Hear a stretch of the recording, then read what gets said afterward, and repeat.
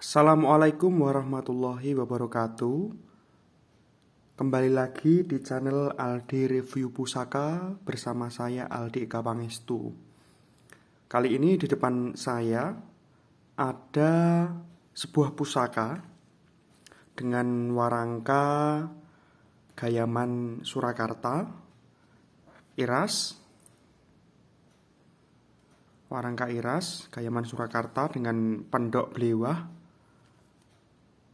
Ini semuanya lamen atau buatan lama dengan kayu, kemungkinan besar ini adalah kayu timoho. Ada motif peletnya bagus, bulat-bulat seperti ini, yang sudah di finishing ulang dengan cara digebek. Tapi ini finishing ulang sudah lama. Dan warangka ini adalah bawaan aslinya. Kayunya bagus, juga ukirnya juga detail, lawasan, mendaknya juga bagus.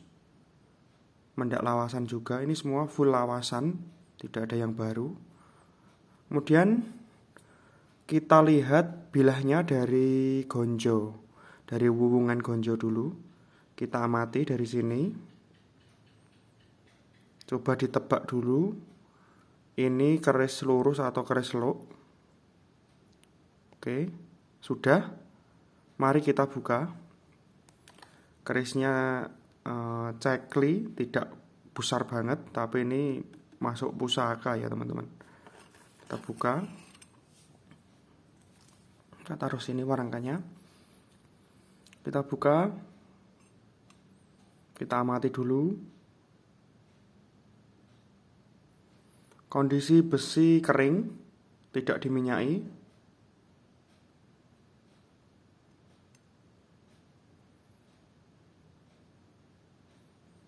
Jamasan lama, sekitar 10 tahun sudah ada ini jamasannya. Ini salah satu koleksi masterpiece saya yang jarang saya keluarkan. Mari kita amati dari rinciannya. Rinciannya keris lurus, kemudian gandeknya polos tapi tinggi, seperti ini. Gandek polos tapi tinggi. Kemudian tidak ada yang lainnya. Gandek polos tinggi tanpa greneng. Bisa kita sebut sebagai dapur kebulajer atau maheso lajer. Kemudian untuk pamornya hanya di bagian bawah, kemudian terputus di bagian atas gandek seperti ini, dan atasnya keleng. Maka kita bisa menyebut sebagai pamor triman. Ini pamor yang sangat langka. Jika dibandingkan dengan pamor nunggak semi, di sini tidak membandingkan baik dan buruknya ya, tapi membandingkan kelangkaannya dan lain sebagainya. Lebih banyak beredar pamor tunggak semi daripada pamor triman. Pamor tunggak semi itu mirip dengan triman, tetapi di atasnya masih ada beberapa pamor yang tersebar. Kalau ini benar-benar putus di bagian atas gandek, dan atasnya benar-benar kosong seperti ini. Besinya bagus, padat, pulen. Kemudian juga garapnya bagus. Panjangnya sekitar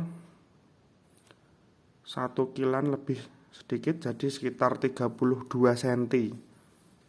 32 cm. Besinya utuh. Kemudian setelah pamor, mari kita amati dari tangguh.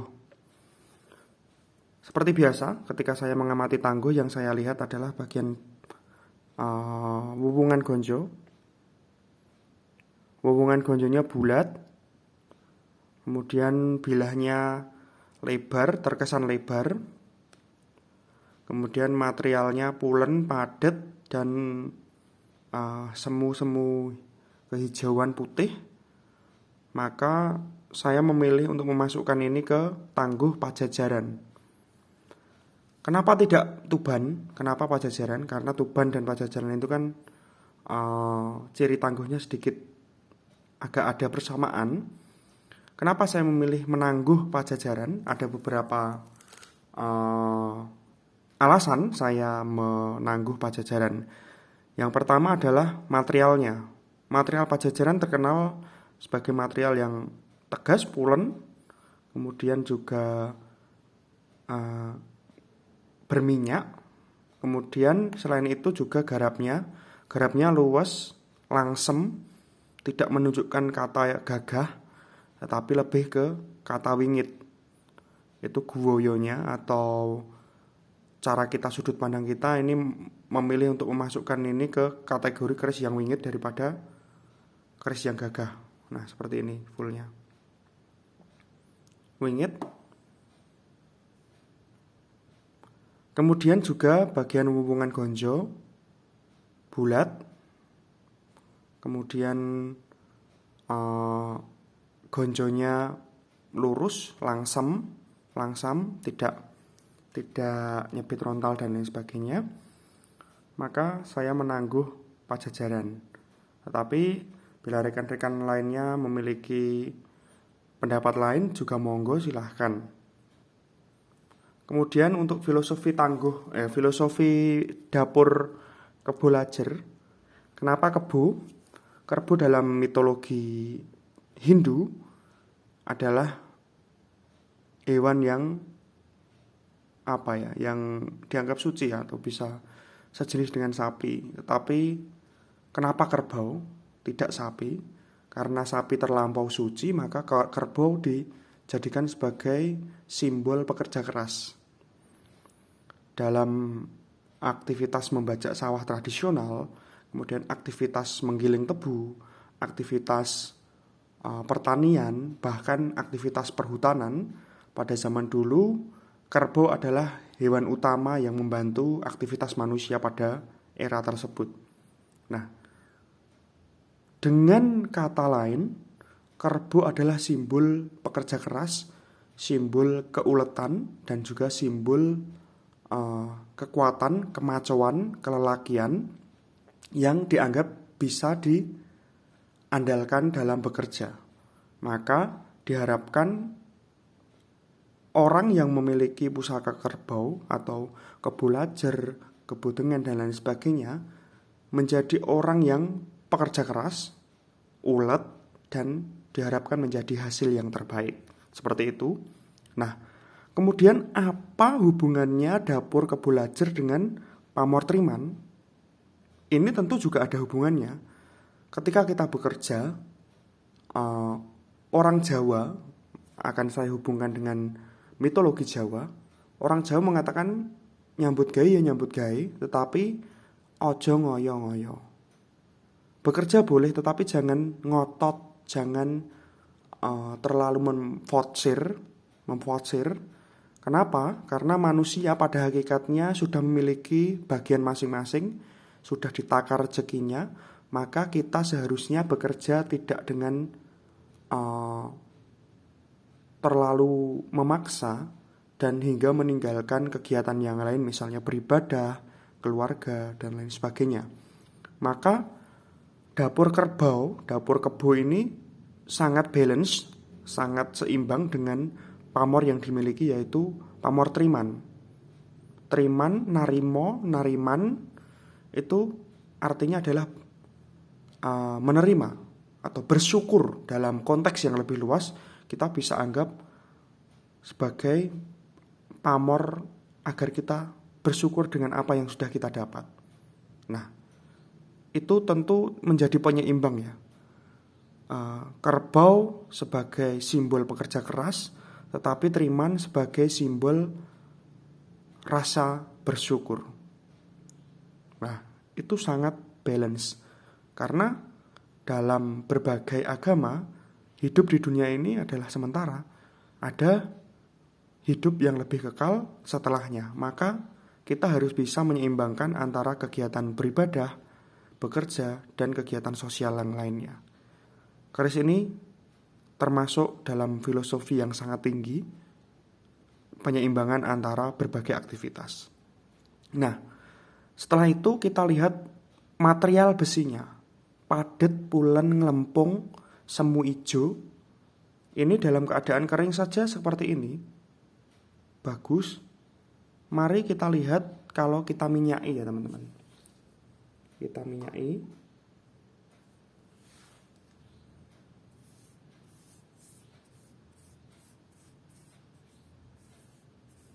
Kita minyaki dulu.